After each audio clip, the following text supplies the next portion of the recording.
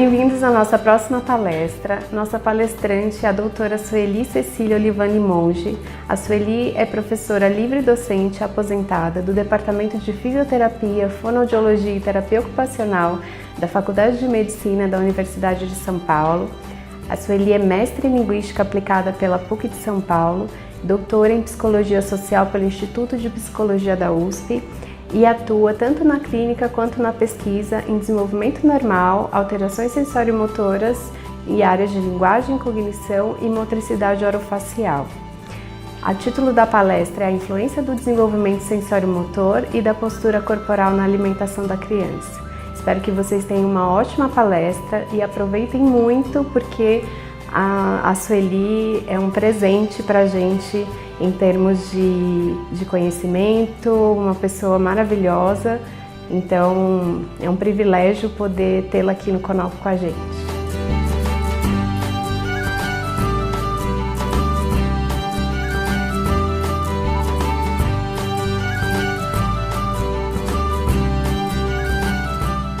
Olá, eu sou Sueli Monge, fonoaudióloga, e a vida toda de profissional sempre trabalhei com o desenvolvimento da criança e as alterações nesse desenvolvimento, e sempre procurando a integração nas áreas do desenvolvimento.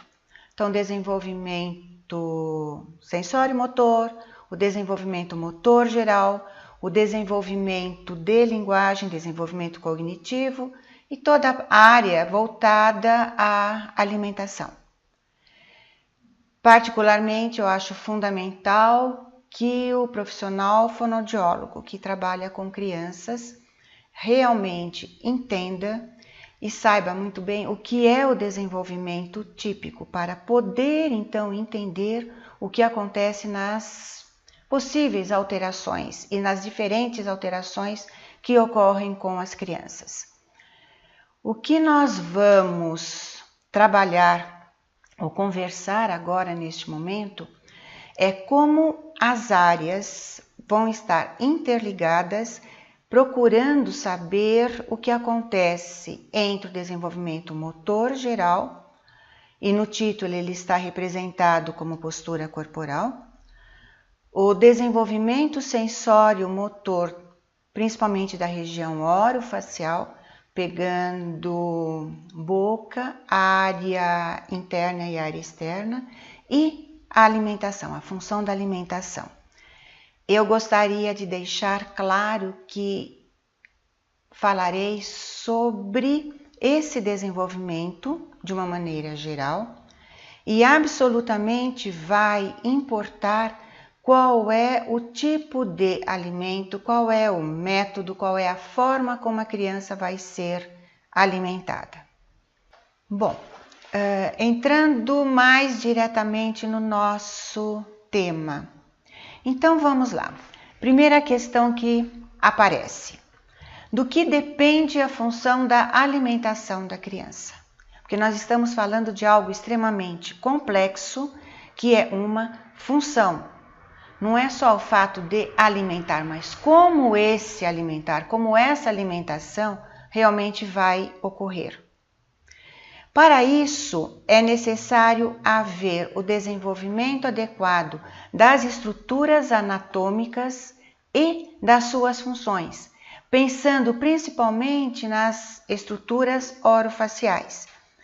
E nelas nós podemos citar lábios, língua, bochechas, os dentes, mandíbula, palato mole, palato duro, as estruturas posteriores em relação à cavidade oral também. Só que, na verdade, não adianta eu pensar nesse desenvolvimento como um todo, de uma maneira geral.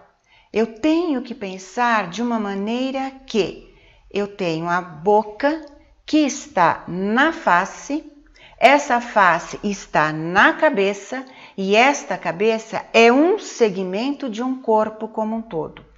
Portanto, quando eu penso em função de alimentação, na verdade eu estou pensando numa função que é dependente de todo o organismo.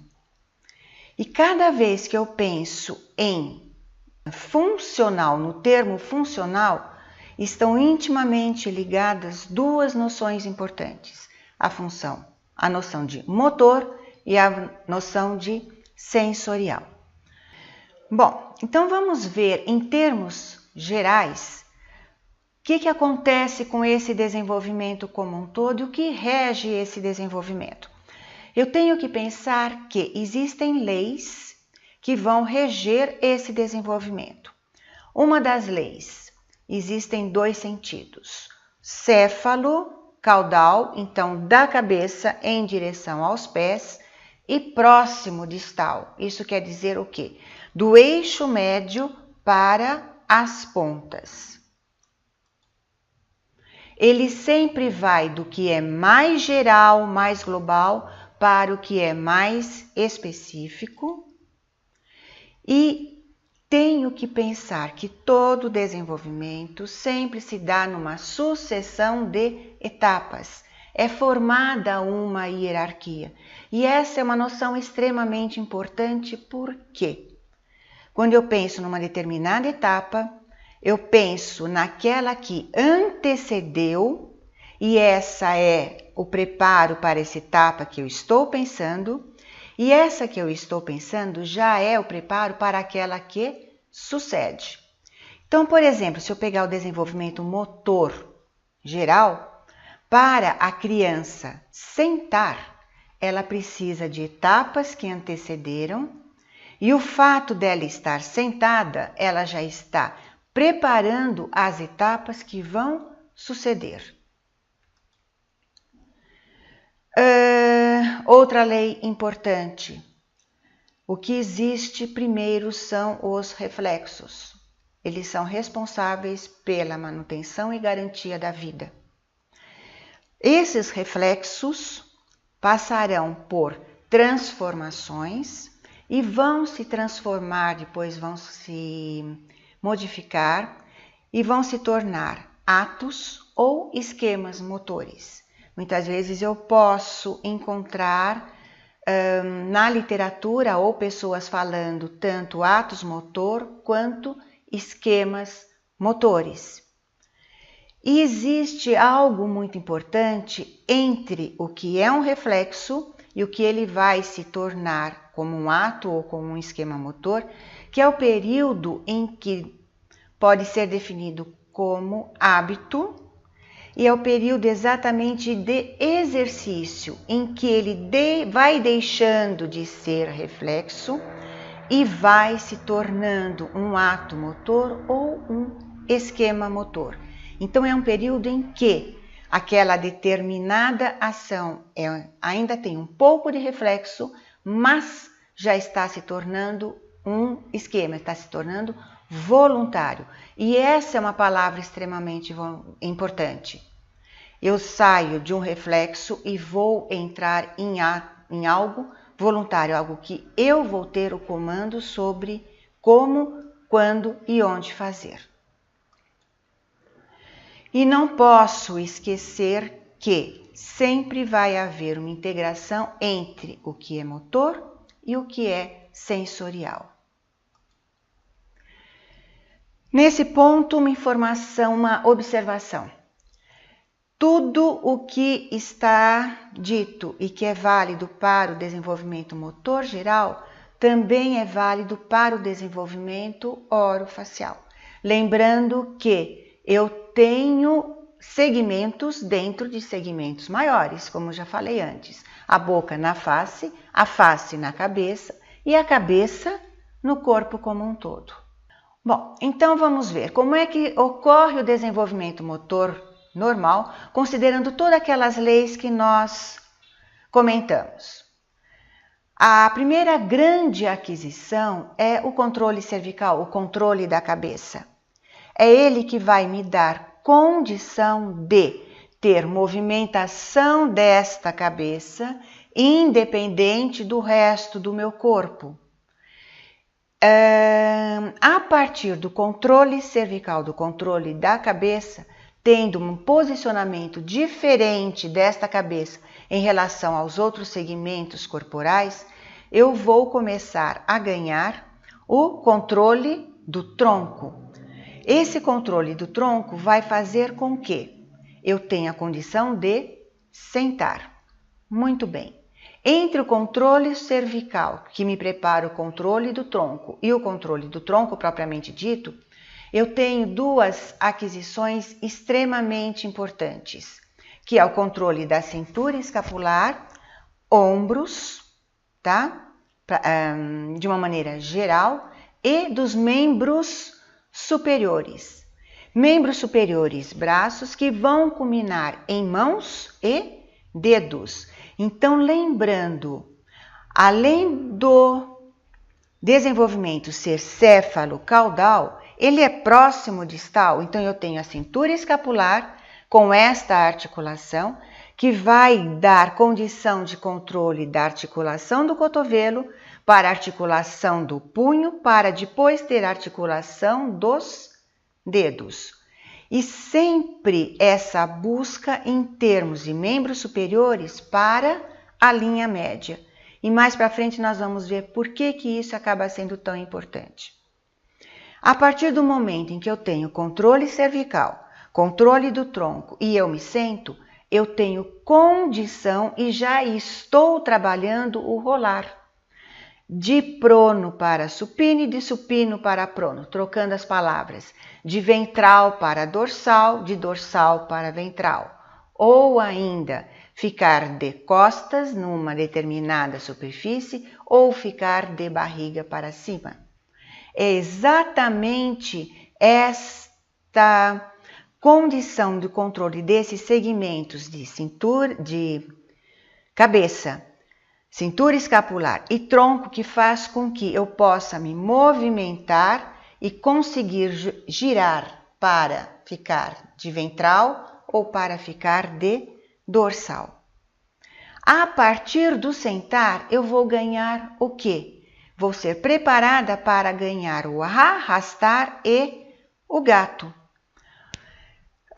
Qual a grande importância nessa aquisição? Para eu me arrastar, eu tenho que trabalhar diferentemente os eixos médios do corpo, porque nós somos formados de dois lados, um lado direito e um lado esquerdo. Para eu me arrastar, eu vou levar, por exemplo, o braço direito à frente para depois ir a perna esquerda, e aí vai o braço esquerdo para depois ir a perna direita, perdão.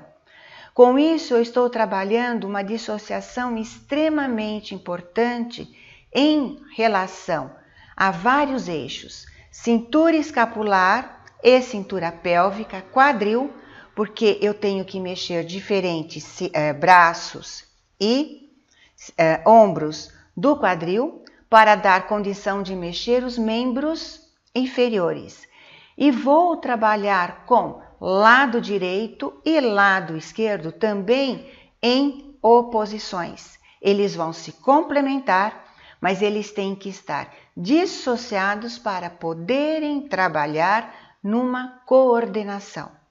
E será essa dissociação e essa coordenação desses movimentos dissociados que me levarão ao arrastar mais adequado, a conseguir ficar de quatro e engatinhar.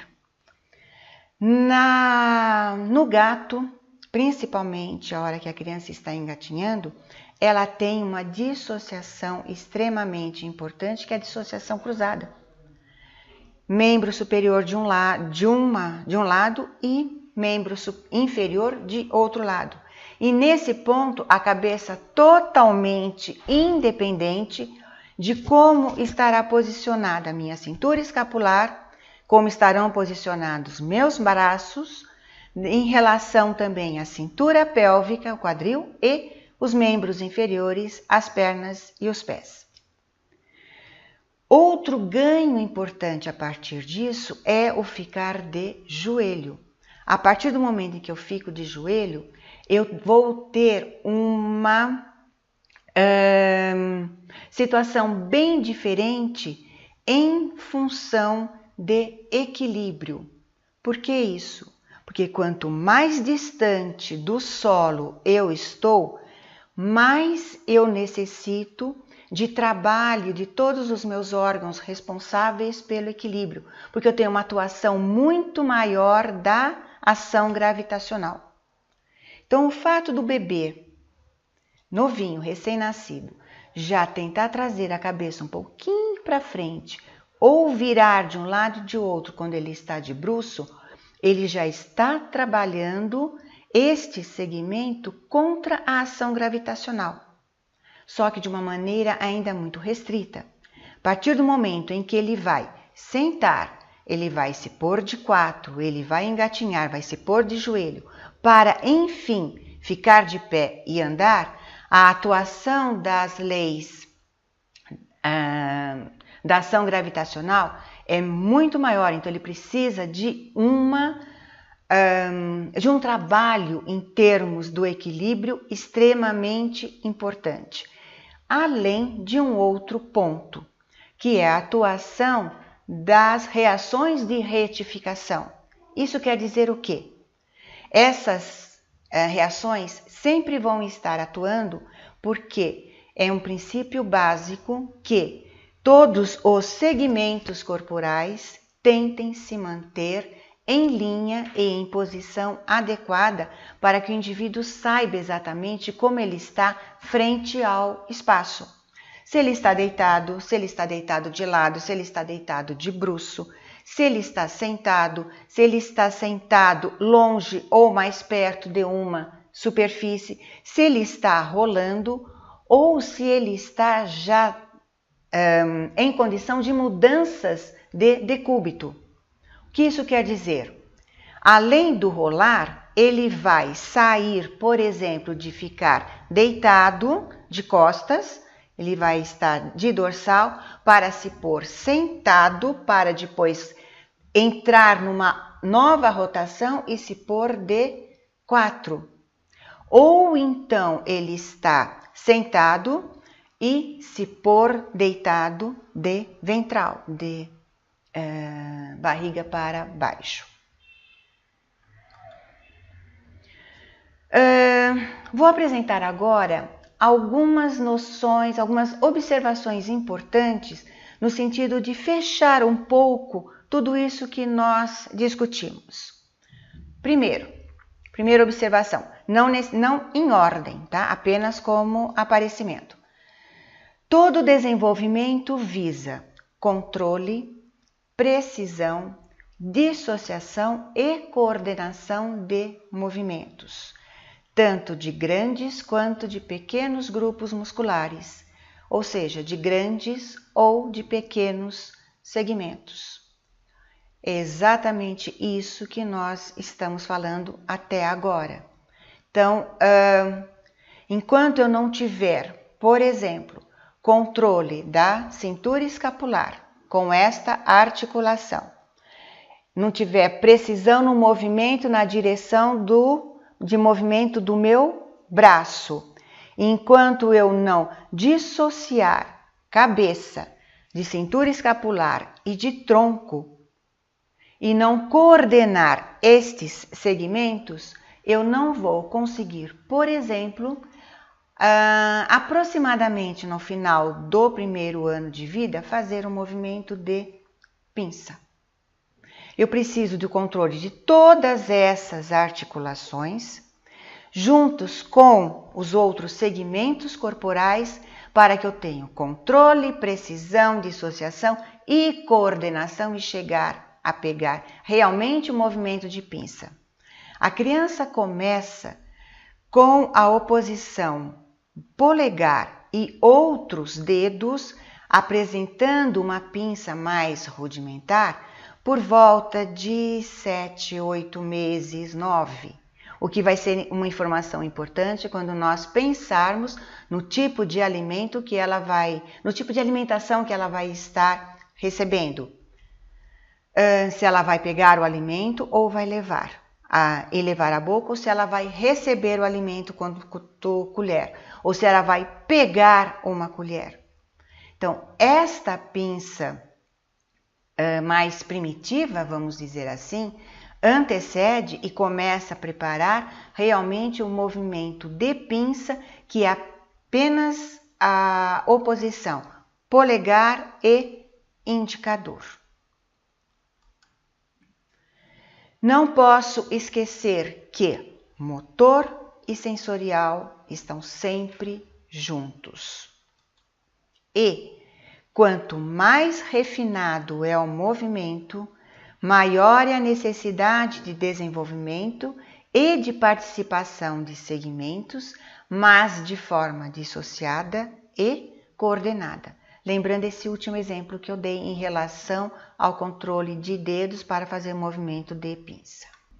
Bom, então vamos voltar agora para um dos focos da nossa conversa, que é o desenvolvimento das estruturas orofaciais, tá? Responsáveis pela função da alimentação, para vermos como é que saímos de uma situação em que eu tenho o corpo participando como um todo daquela situação de segurar um biscoito, por exemplo, até a situação em que eu tenho uma criança aproximadamente aos 2 anos, dando um pequeno biscoito na boca de uma outra criança de uma idade bem próxima também.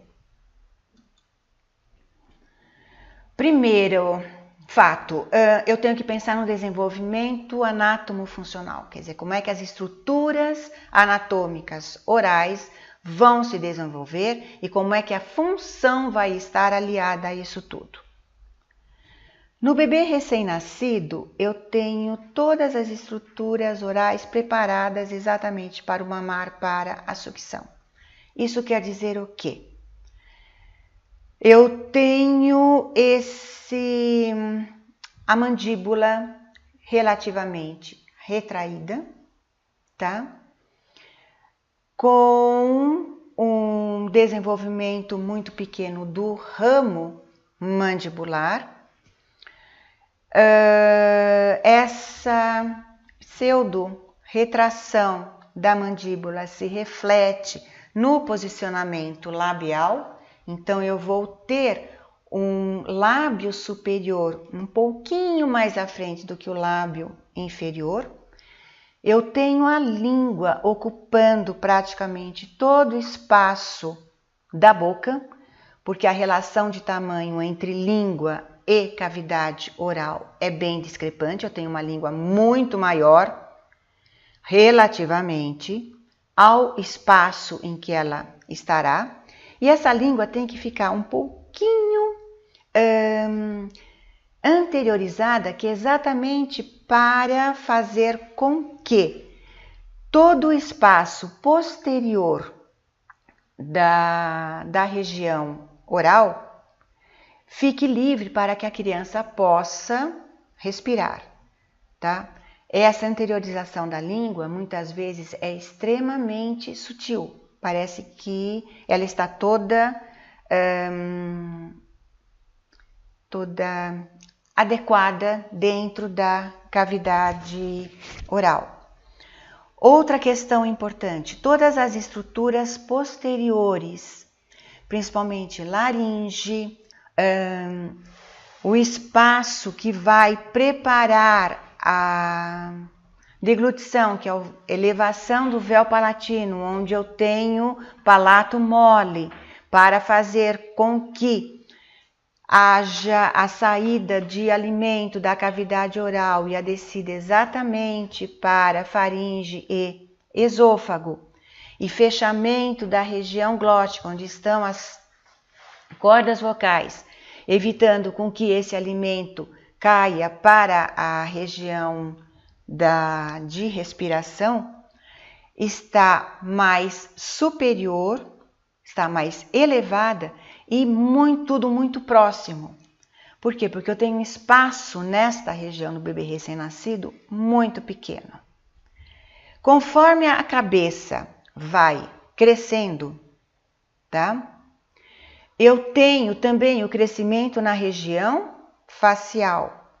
Ao mesmo tempo, eu tenho o crescimento na região das estruturas orais. Então, eu vou ter ganho em termos do espaço intraoral. Então, a minha língua vai ter um espaço muito maior para ficar adequada. Eu tenho mais espaço para que essa língua, que antes só funcionava na direção anterior e posterior para receber o líquido, tá? O leite, e deglutir, comece a se movimentar de uma maneira a poder se elevar mais e poder vir lateralizar um pouco, ir um pouco para a esquerda, um pouco para a direita, para ter contato, inclusive, com as bochechas internamente, com os bordos gengivais, com as gengivas. Eu tenho um crescimento do ramo mandibular no sentido vertical. Eu ganho também no sentido horizontal.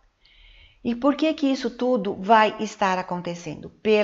Pela própria função da sucção e pelo próprio movimento que língua, lábios, mandíbula, bochecha vão realizando durante essas funções.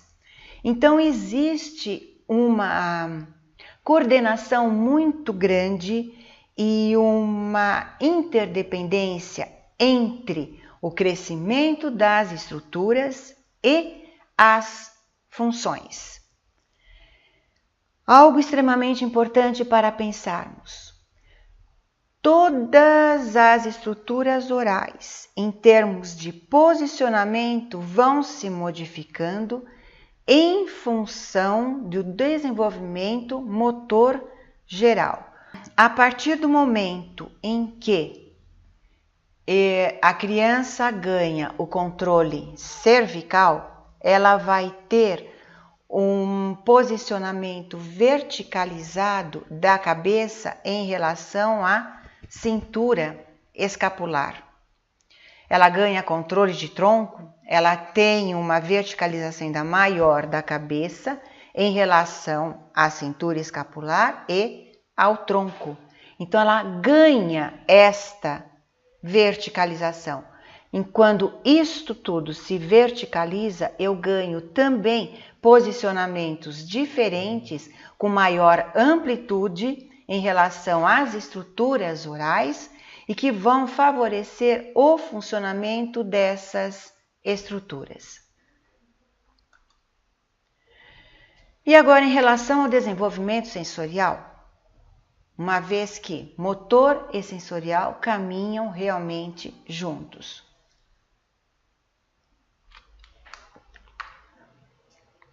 Já vimos que o que nos garante a vida, né, acaba sendo a presença dos reflexos. Se eu pensar em termos da alimentação, isso também de todas as estruturas que vão me levar à função da alimentação, isso também é extremamente verdade.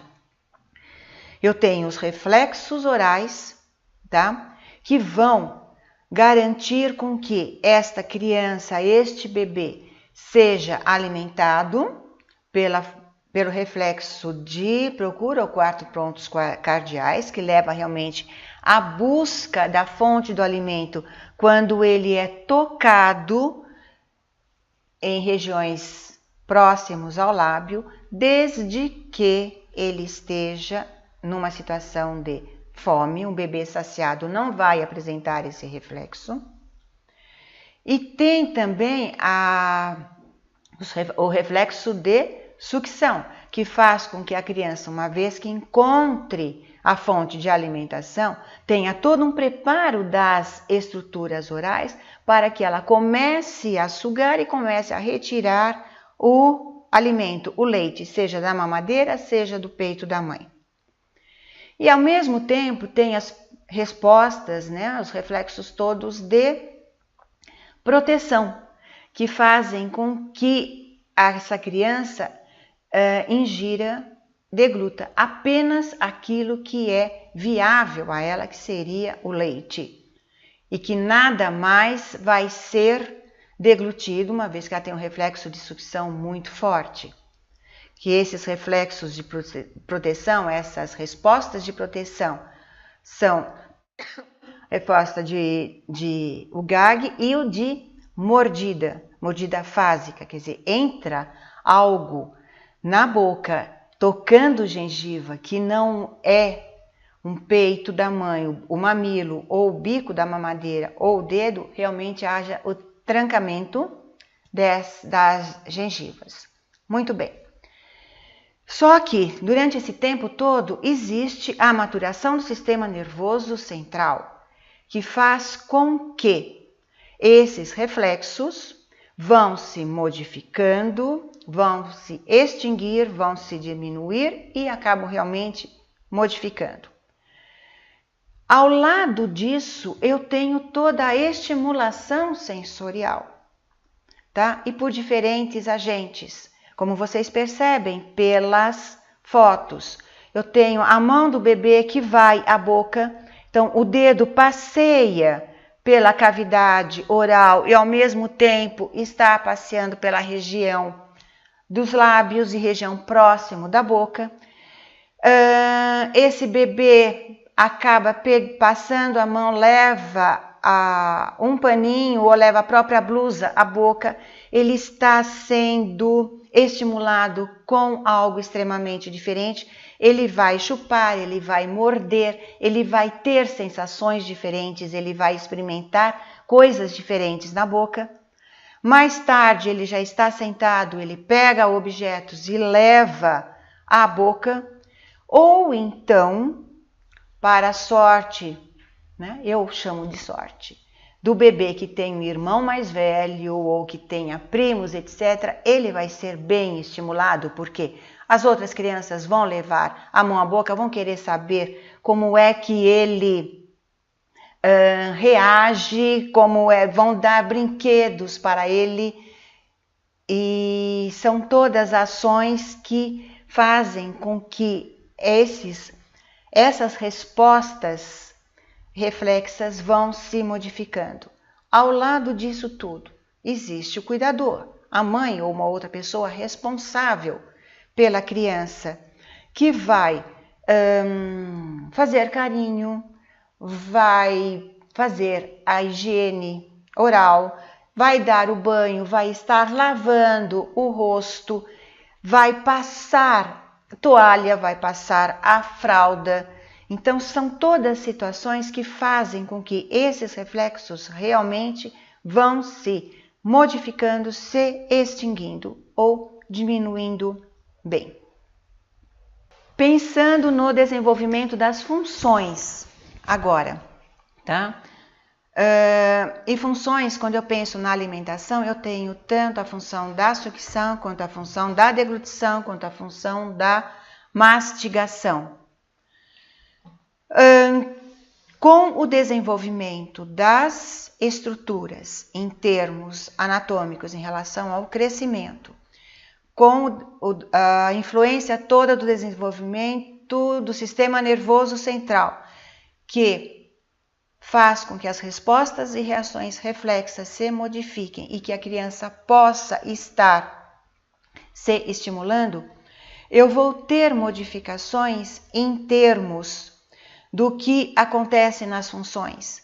Então, o que era o reflexo de sucção vai passar à função da sucção, o que era o suckling vai passar ao sucking. O que isso quer dizer? De uma sucção mais primitiva, o suckling apenas com movimentação de anteriorização e posteriorização de língua, de trás para frente e de frente para trás, eu tenho uma movimentação de língua mais refinada, em termos até um pouco de lateralização, que faz com que essa sucção fique mais aprimorada.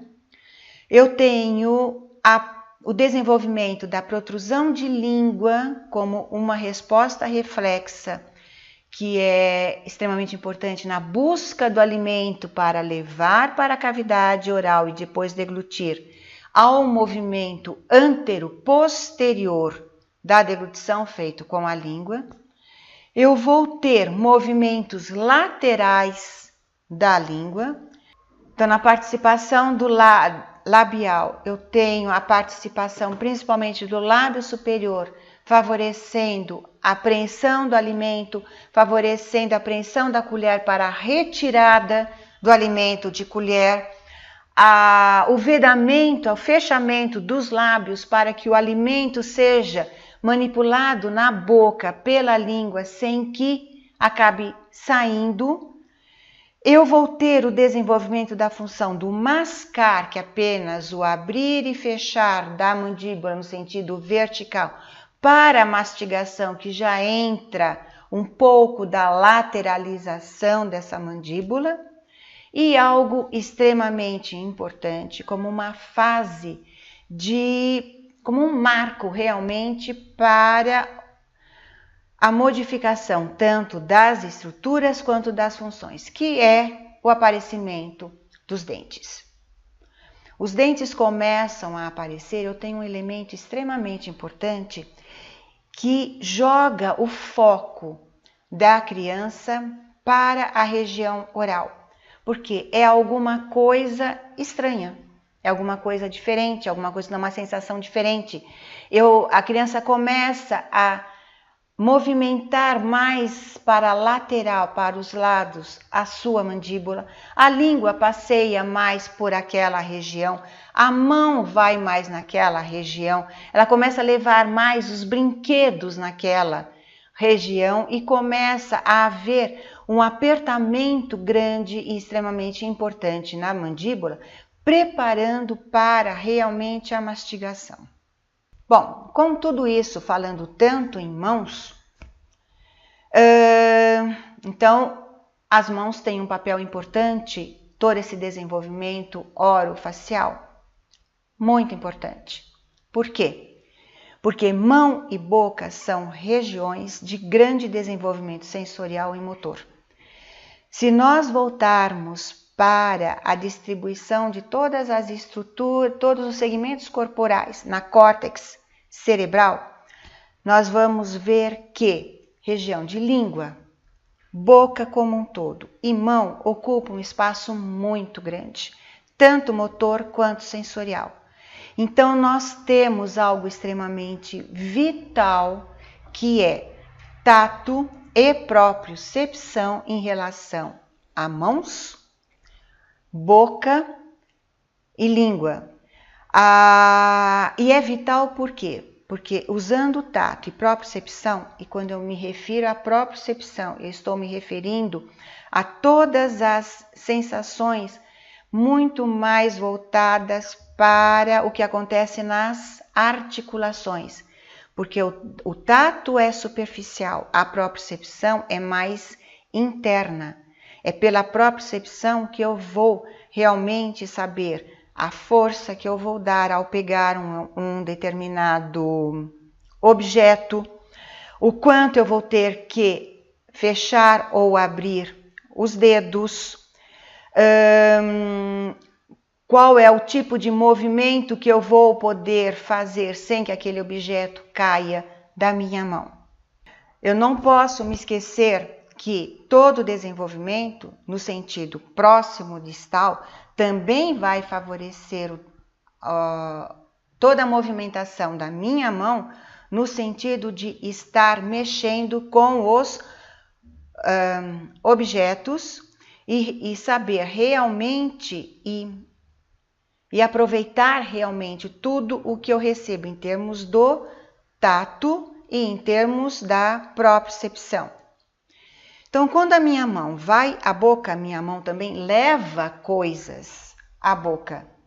E eu tenho formas diferentes de manipulação. O bebê chupa a mão, o bebê mastiga a mão, aperta a mão, o bebê assopra a mão, o bebê pega aquela mãozinha que está toda lambuzada de saliva, toda babada e passa na sua boca, na região mais externa. Dá para vocês verem pelas fotos que eu tenho um bebê mexendo em feijão, eu tenho uma bebê sentadinha já mexendo num pedaço de laranja, eu tenho a bebê pegando o livrinho, apertando e levando a boca, eu tenho um bebê agachado mexendo na terra, eu tenho um bebê agachado mexendo numa bacia com água e objetos. São todas informações extremamente importantes, diferenciadas, em situações extremamente variadas, que vão fazer com que eu receba essas informações e consiga, na verdade, começar a coordená-las. E essas informações vão acabar se traduzindo em conhecimento, em noções que vão favorecer o desenvolvimento cognitivo. Um parênteses aqui. Apesar de não fazer parte de uma maneira formal no tema, não dá para distanciar, não dá para não levar em consideração todo o desenvolvimento cognitivo que está permeando esta situação, em termos da postura, em termos do desenvolvimento sensório-motor, em termos do preparo das funções todas para levar à alimentação. Não é à toa que se diz que conhecemos o mundo com as mãos e com a boca. Bom, então qual é, sintetizando, o papel das articulações proximais nessa situação como um todo? É dar a estabilidade para que todos esses movimentos realmente tenham controle, precisão, dissociação e coordenação e cheguem aos segmentos mais distais, para que eu possa realmente estar trabalhando os meus grandes segmentos como cabeça, tronco, cintura escapular, cintura pélvica e membros inferiores. E desta forma conseguir realmente estar estabilizando para que segmentos mais distais consigam trabalhar de uma maneira adequada. Então, quando eu penso em segmentos distais, eu tenho dado muito exemplo em relação às mãos. Só que, se nós voltarmos agora a atenção para as estruturas orofaciais, elas todas são segmentos distais. A língua é um segmento extremamente distal. Eu preciso ter realmente um controle das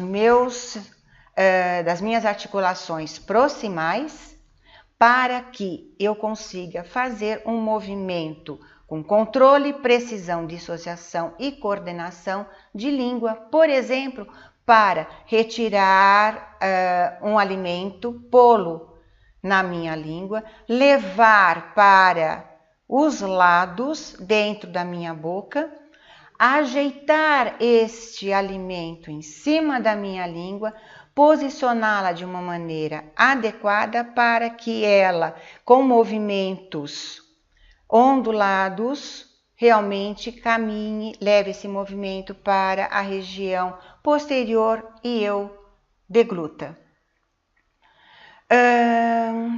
Se eu não tiver um controle desta situação como um todo, fica realmente bem difícil para que a criança consiga trabalhar de uma maneira refinada determinados alimentos. Claro que, com tudo isso, eu não posso esquecer do equilíbrio, como eu comentei anteriormente. Bom, então, resumindo, como é que isso tudo vai acabar refletindo na região orofacial? Eu tenho que ter, obrigatoriamente, estabilização da cintura escapular e busca de eixo médio. Então, trazer mãos para a linha média, porque se eu trago mãos para a linha média, eu tenho o olhar, eu vou coordenar o olho com a mão, aí eu posso levar o que está na minha mão à minha boca. E vou estar estabilizando com a cintura pélvica, porque se eu tenho cintura pélvica, o quadril, bem estabilizado, eu libero tronco, libero membros superiores e libero cabeça. Então, eu vou sair de situações como, por exemplo, esse bebê na foto que está totalmente voltado e bem estabilizado em eixo médio, segurando a banana, para uma situação um pouco mais distensa nesse bebê de roupinha verde, em que ele consegue, inclusive, ter um olhar mais para o horizonte e segura com as duas mãozinhas de uma maneira suave o biscoito que está indo à mão. Para a bebê que está na cadeirinha com a mesa à frente, olhando, dirigindo o olhar para o eixo central, o eixo médio e mexendo com, eu não lembro se é uma laranja ou se é uma mandioquinha, mas ela está mexendo no alimento, segura com uma das mãos e mexe os dedos com a outra. Para o bebê que está no carrinho, que está distenso, mas ele está bem estabilizado, ele segura a tapioca com uma mão, pega um pedaço da tapioca e leva à boca com a outra. Para o pequeno que está sentado com a bacia, são framboesas que estão na bacia, e leva a boca num movimento de pinça. Para a bebê de cor-de-rosa que segura o pão e com movimento de pinça pega a migalha do pão para levar à boca e ela está com uma atenção total nessa situação, até chegar à condição da outra bebê estar sentada, bem posicionada em eixo médio, com apoio do coco na superfície, era um banco, uma das mãos segura o canudo e ela faz toda a movimentação de sucção com o controle da cabeça, e aí ela consegue controlar um movimento de sucção de lábio, língua, deglutição e a própria respiração, até a outra que está de pé comendo a melancia. Então, assim, dá para perceber bem como é importante essa estabilização e como isso tudo evolui de um bebê que está comendo a banana, ele está aproximadamente com 5 meses, aí 5 meses e meio, até a bebê que está em pé comendo a melancia, ela está com quase 2 anos, aí, pouco menos, 1 ano e 8, mais ou menos. Bom, tudo isso então, como é que nós podemos, na verdade, sintetizar a relação entre o motor geral, a postura e a relação do desenvolvimento orofacial para a alimentação? Uma vez que nós já vimos que é a própria manipulação, são as próprias experiências e o desenvolvimento do sistema nervoso central que favorecem o desenvolvimento sensório-motor.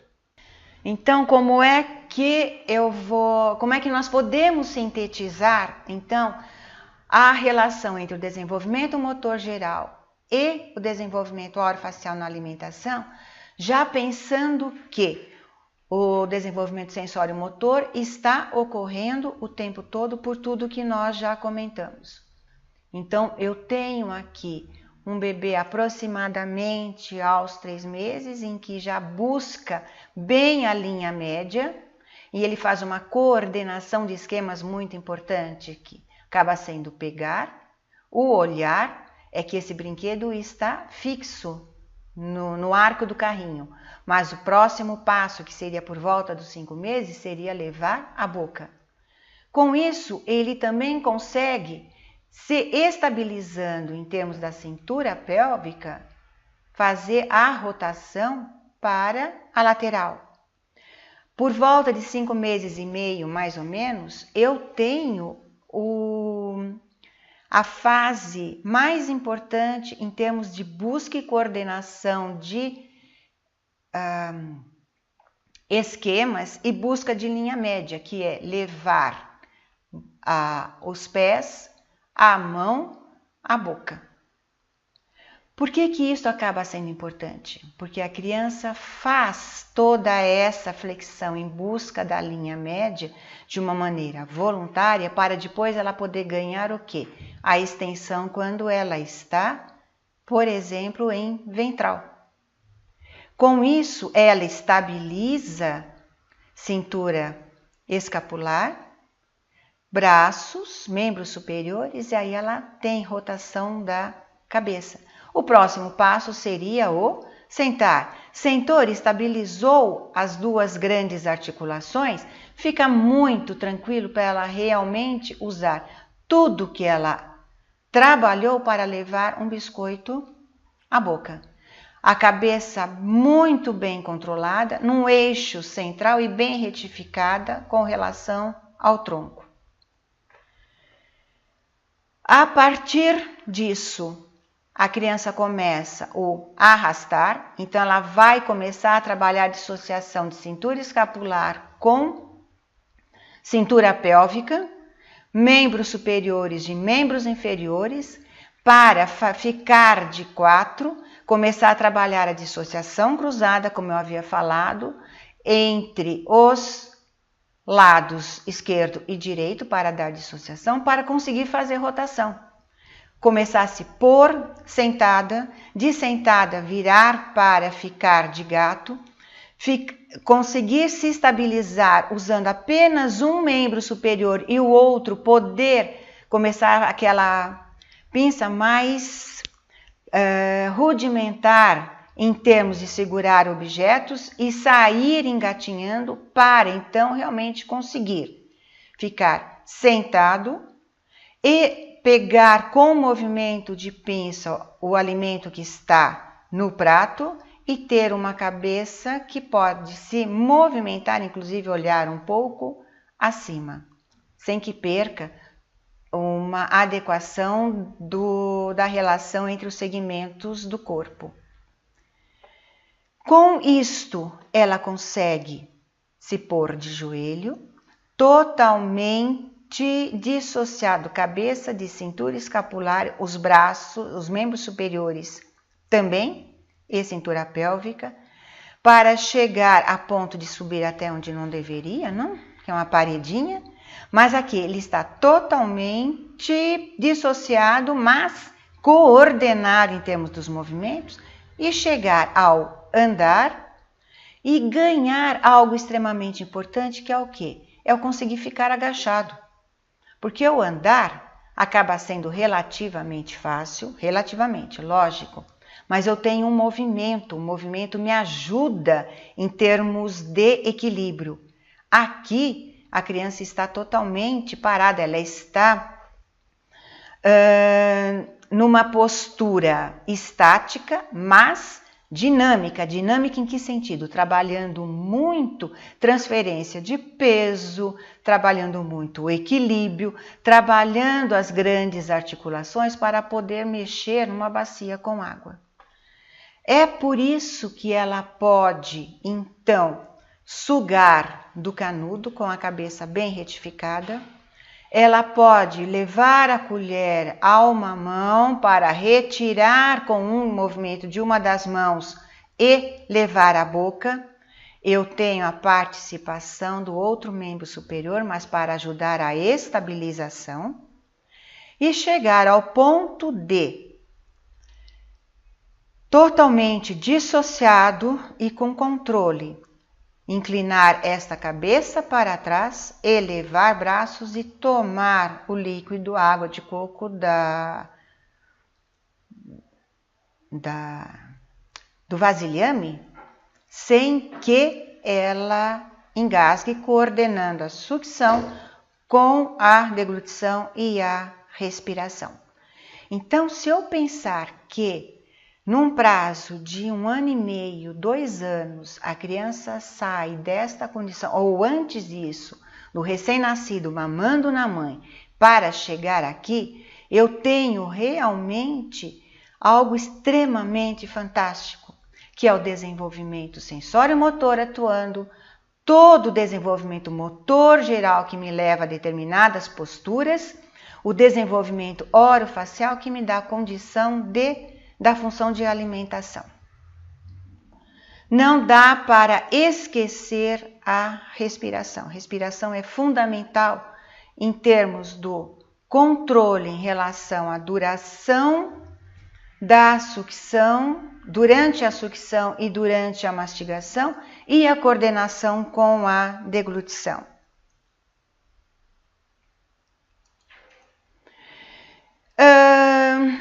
Como eu falei, existe algo extremamente importante que permeia toda esta situação e que interfere muito na relação com a alimentação.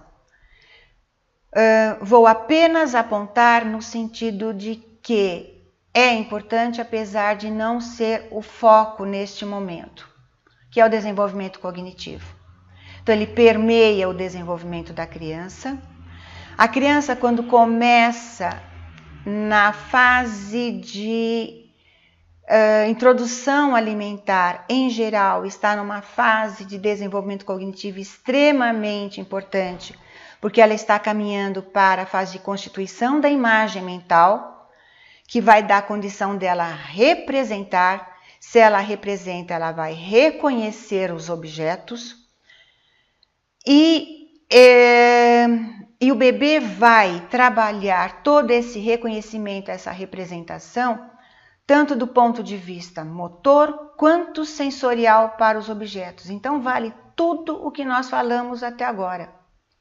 Então, quando o bebê está por volta dos 5 meses e meio, 6, que ele está trazendo tudo para o eixo médio, ele está trabalhando algo fundamental, que é a coordenação mão, olho e boca. Portanto, ele está não só preparando para a função da alimentação, mas ele está trabalhando, está se preparando para conhecer também alimentos do jeito que ele conhece todos os objetos, em termos de textura, em termos de tamanho, em termos de forma, temperatura, cor, aroma e sabor. E é tão importante que, se nós realmente observarmos uma criança se alimentando, e quem tem o contato direto com essas crianças sabe muito bem que, conforme o tempo vai passando, ela vai se desenvolvendo em todas essas áreas, ela mostra interesse e mostra agrados e desagrados completamente diferentes de acordo com o alimento que lhe é apresentado. Isso quer dizer o quê? Que ela conhece o alimento e ela conhece em todas essas situações. Para uma criança, ela pode reagir de uma maneira muito prazerosa, por exemplo, quando pega uma laranja, mas ela já não vai pegar com o mesmo interesse, tá? Um pedaço de brócolis. Ela até come, mas dá para perceber que ela não tem o mesmo prazer. Quando se apresenta, por exemplo, a laranja para a criança que realmente gosta de laranja, ela fica extremamente entusiasmada. Ela curte, ela quer pegar a laranja. Não necessariamente ela vai fazer a mesma coisa se é para um alimento que ela não gosta. Então, não dá para desprezarmos a questão do desenvolvimento cognitivo. Como é que o cuidador e a família podem desenvolver também essa questão em termos do conhecimento dos alimentos? É fundamental que quando a criança está se alimentando ou está sendo alimentada, não importa, sejam feitas descrições. O alimento é gostoso, ele é macio, ele tem textura, ele é áspero, ele é duro, ele está quente, ele está frio. Vamos sentir o cheiro. Dá o cheiro diferente do que é uma laranja, do que é um abacaxi, por exemplo, do que é uma goiaba. Vamos nomeando o que são esses alimentos. O brócolis é verde escuro, mas um chuchu é um verde claro. O frango é quase branco. A carne, um pedacinho de carne, é bem mais escuro, é um marrom escuro. São todos os elementos que contribuem para que a criança conheça e forme realmente a representação.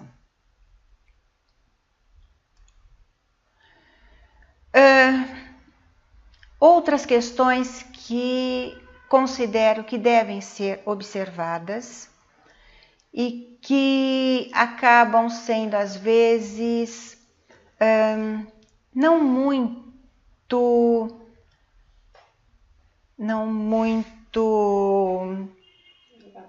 levadas em consideração. Por exemplo, e assim, em função do cuidador, e às vezes até importante para os próprios terapeutas. É importante ficar sempre à altura dos olhos do bebê. Por quê? Porque se eu prezo para que esse bebê tenha uma relação de eixo central e um controle muito grande da cabeça em relação à cintura escapular e tronco, se eu fico olho no olho, eu garanto esse posicionamento todo. Se eu fico mais alto, meu bebê tem que fazer isto. Quando ele eleva a cabeça, ele mudou toda a relação das estruturas orofaciais para receber um alimento, para manipular esse alimento em relação à sua língua, para posicionar lábios, para inclusive a deglutição e controle com a respiração. Sempre que se oferecer um alimento ou uma colher em linha média e observando a altura dos olhos. Por quê? Porque o bebê vai ver o que está chegando para ele. Ele tem a oportunidade de levar as mãos à linha média. Se eu vou pôr na bandeja, eu mostro para ele e ponho na bandeja. E vou ao mesmo tempo descrevendo, fazendo com que ele também sinta, receba o nome daquelas sensações todas que ele está tendo quando manipula o alimento. Oferecer a colher sempre retilínea a boca, em realmente linha reta, para que dê condição da criança atuar com lábio superior e o lábio que vai retirar o alimento que está na colher. Porque se eu inclino a colher, eu estou praticamente jogando o alimento na boca e estou fazendo com que a criança use pouco o lábio superior. Algo extremamente importante, o tempo todo observar as respostas de aceitação e as respostas de recusa. As de aceitação, porque vão dar dicas de quais são os alimentos que a criança mais gosta, o que ela tem mais prazer, e por esses alimentos se pode chegar àqueles que ela não tem tanto prazer, que ela não gosta tanto. E de recusa. Recusa no sentido de não querer o alimento ou de estar já saciado. Muitas vezes se está forçando a criança com determinado alimento quando ela já não tem mais fome ou não tem mais o interesse. E a questão de aceitação e recusa acaba sendo extremamente importante para se discutir e sempre de uma maneira bem pormenorizada. Outra questão importante, observar ritmo e velocidade na oferta e no recebimento do alimento. O ritmo e a velocidade devem ser ditados pela criança e não por quem está alimentando ou por quem está oferecendo alimento para que a própria criança pegue. Tem crianças que são mais lentas, Tem crianças que são mais rápidas. Então, nós é que vamos, na verdade, seguir esse ritmo da criança e ver como é que nós podemos trabalhar com essa questão. E outra coisa importante, conforme a criança vai crescendo, ela vai ganhando cadeirinhas diferentes para se sentar à mesa. Enquanto ela ainda é muito bebê, os pés realmente, as pernas acabam ficando muito mais apoiadas no assento. Dependendo do tamanho da criança, ela já consegue manter a articulação dos joelhos em 90 graus. E nesse ponto, apoio dos pés numa superfície acaba sendo extremamente importante. Por quê? Porque será o apoio dos pés que dará a informação para a estabilização das grandes articulações, das proximais. Porque o apoio do pé me manda informação para joelhos, os joelhos mandam informação para a cintura pélvica, para o quadril me manda informação para tronco, cintura escapular, e cintura escapular me manda informação para região cervical e cabeça. É simples, basta nós pensarmos como é que nós ficamos se estivermos sentados durante um bom tempo num banquinho desses de bar, alto, em que não se tem apoio nenhum dos pés. No começo até podemos ficar bem retilíneos. Conforme vai passando o tempo, nós vamos cansando, nós vamos perdendo totalmente o eixo e tentando buscar posturas adaptadas. Com isso, eu tiro toda a situação de controle de cabeça com cintura escapular e tronco. Se eu tirei essa situação de controle, eu tiro também a situação de controle com as estruturas orofaciais e, consequentemente, realização das funções. Existe mais alguma coisa para nós falarmos? Eu acho que existe e muito importante. Primeiro, o bebê sempre mostra quando e para o que ele está pronto. Nós é que temos que observar. Ele está sempre dando as suas respostas. Se realmente ele não aceita alguma coisa, vamos ver por que ele não aceita. Ele está só numa fase de ficar brincando, de ficar testando, ficar aproveitando o que está na mão antes de levar à boca? Então vamos explorar isto e tentar ver como é que nós podemos fazer para facilitar a chegada do alimento à boca. Eu vou fazer com ele, não vou forçá-lo e não vou fazer por ele. E outra coisa importante, o bebê sozinho se exercita nas aquisições. Se nós observarmos bem, nós vamos começar a ver essas coisas nas crianças. Por exemplo, o que eu tenho aqui? Eu tenho um pequenininho que tomou a mamadeira toda, o bico da mamadeira está na boca, mas esse bico está entre as gengivas, ele aperta as gengivas e puxa este bico. Ele está trabalhando toda a questão de prontidão para movimentos mandibulares, para a movimentação de língua, preparando realmente para a mastigação. Ele está ajudando a desenvolver mandíbula, a desenvolver toda a musculatura. Bom,